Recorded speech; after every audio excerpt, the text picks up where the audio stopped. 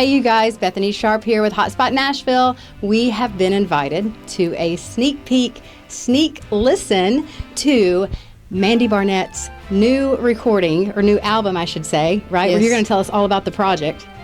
Well, I'm going to tell you a little bit about it. Just a little. See, it's a sneak peek, just like I said, a Keep a sneak little peek. mystery. But if you could see in that room in there that I'm looking at, there is a full orchestra, a full sound setup. It is beautiful. It's a beautiful, beautiful production. So tell us about how this came about.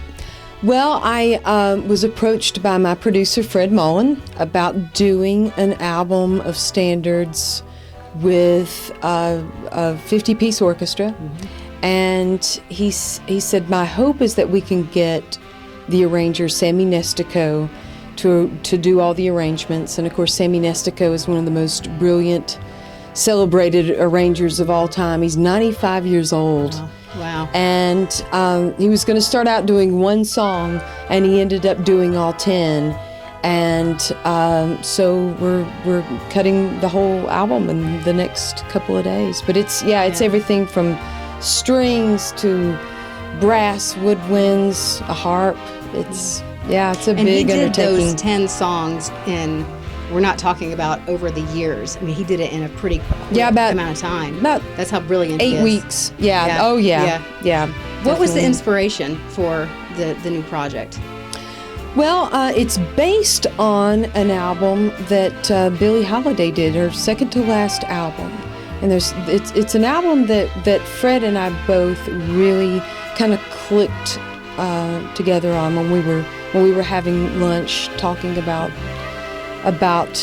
this project. Brilliant songs, and of course very, very lush. And then the other thing too is when I was growing up, I was really, really influenced by the Linda Ronstadt albums that she did with Nelson Riddle. Mm-hmm.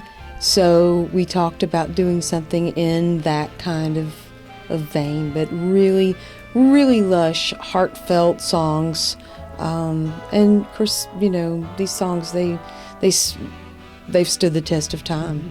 And we were talking a little bit off camera about the fact that we've both grown up here, which it's a rare thing to find another Nashvilleian around. And I remember when you were cast. I remember the announcement when you were cast in the Patsy Cline. Yeah. Is it Always Patsy Cline? Always Patsy Cline. Yeah. So I want to hear a little bit about just your trajectory into entertainment, and that was your big break. It back was then, right? Yeah, I was 18 years old, and so I've always been known as a classic country artist.